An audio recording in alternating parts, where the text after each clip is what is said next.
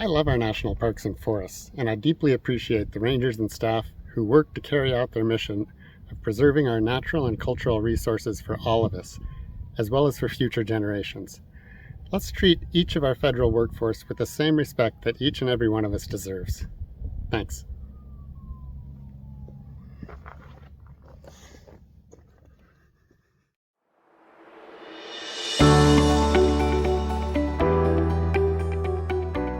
Hi, I'm at the Last Dutchman State Park today in the beautiful Sonoran Desert. Had a nice time camping overnight.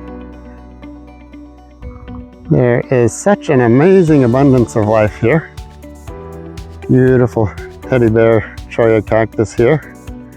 Gamble quail are just running around like crazy every which way. And I awoke to the hoots of a great horned owl. At least that's what my Merlin app told me.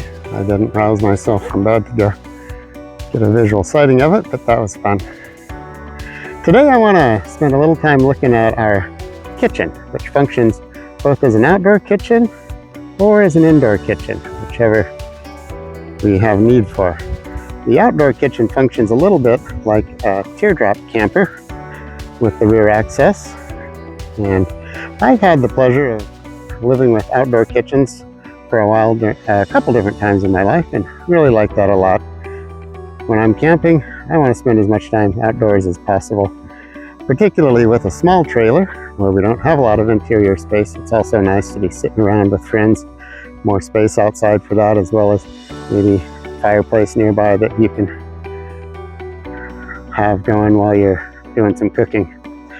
It's kind of nice to blur the interior and exterior spaces of our camper. A lot of campers have beautiful large windows that also accomplish that, but we don't have that luxury in our camper. So I try and cook outdoors as much as possible. It is nice though, on those cold, windy, wet days, to be able to cook inside too. So I'll show you how that works also. In the meantime, I'm going to take a little hike here, and then we'll see you back at the camper. Welcome back to our channel, and another Lloyd 3 The Mighty Mini Camper video. In our feature video, we took a high-level tour of the camper, and this video is part of an ongoing series where we look in depth at specific build components.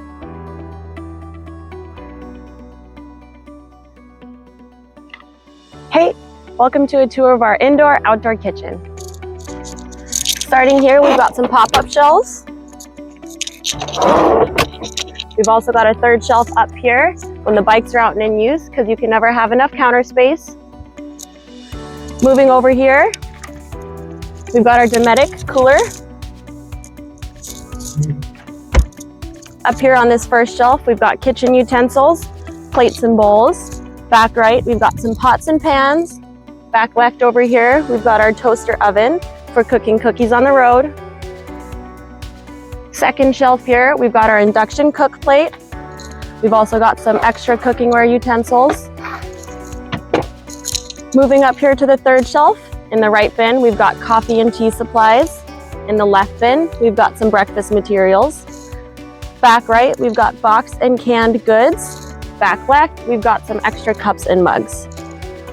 Moving up here to the last and final shelf, we've got some extra cleaning supplies and extra materials in case we're housing extra guests and entertaining larger groups. We typically like to keep our water jug out here on the pop-up shelf.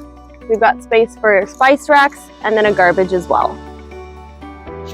As for lighting in the back, we have two snake lights, one on either side. We also have motion activated LED lights underneath the shelves. And as for power, we've got two 110 volt outlets, one on either side.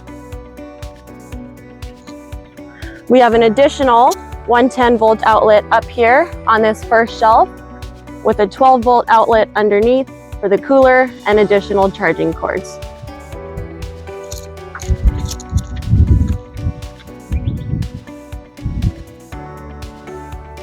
Hey, so I'm going to talk just a little bit about the actual construction of the shelving units for our indoor-outdoor kitchen and what we were considering as we did that. We really wanted to have as much flexibility and accessibility on 3 sides as possible, so when the indoor counter flops down, you can access the shelves are open to 3 sides.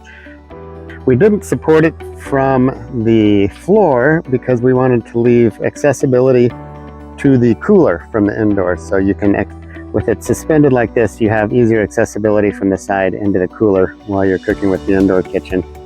The shelving units themselves are basically 3 shelves with a couple of little added shelves for specific cooking, the hot plate and some accessories we have here.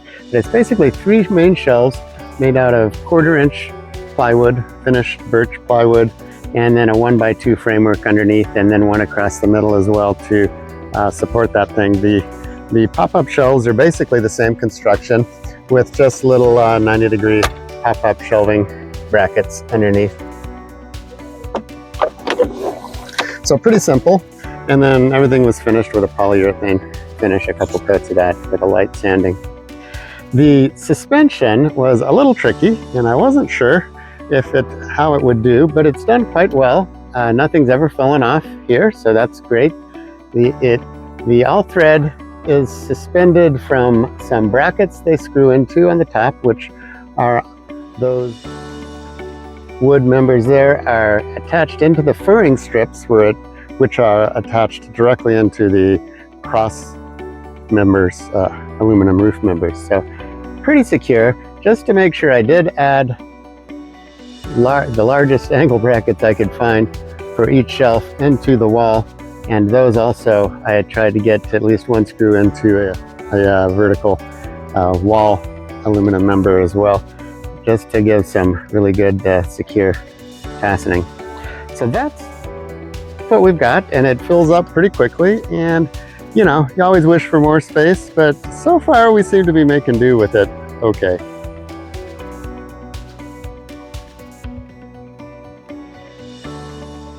So I'll just go ahead and walk through a typical breakfast, one of our favorites, quesadillas with eggs.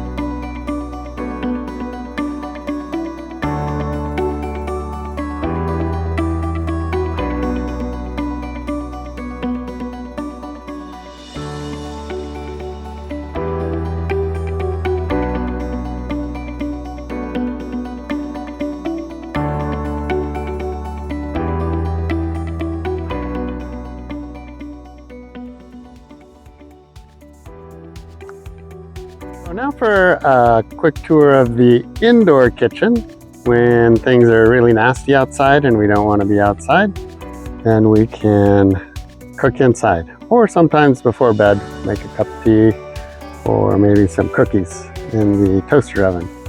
So when we want to cook inside, we start by popping these brackets out here.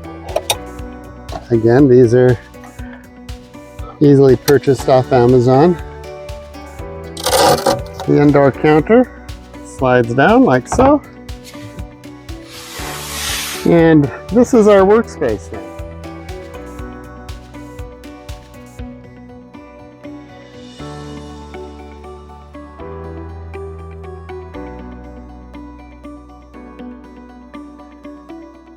The main cooking thing we need is our induction surface. We have pretty good access to most things. Pots and pans here. If we want to get to the plates though, and bowls, we do have to slide those pots and pans out, as we do to get to the coffee container in the back there. So there is a little bit of futzing around. If we want to get to the coffee container, we do have to pull this out and just set it over here. And we can access our coffee materials back there. We can also access the cooler from inside. Again, not as easily as from the outside, but we can get at things pretty easily if we need to. And again, I much prefer to be outside, but on those occasions that we need to be inside, this has worked pretty well. Maybe in an early morning if it's too cold out. Charlotte, my wife, isn't as fond of being out in the cold, so we can get our granola and yogurt from the cooler and just have a nice little sit down inside the trailer here too. At night, the undershelf lighting works pretty nice and makes it a fairly pleasant space to cook in.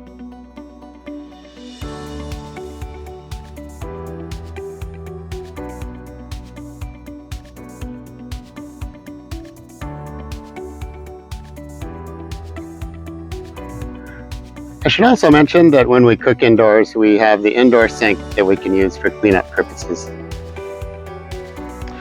Well, I hope you enjoyed that tour of our indoor-outdoor kitchen, how we designed it, how we built it, and how we use it.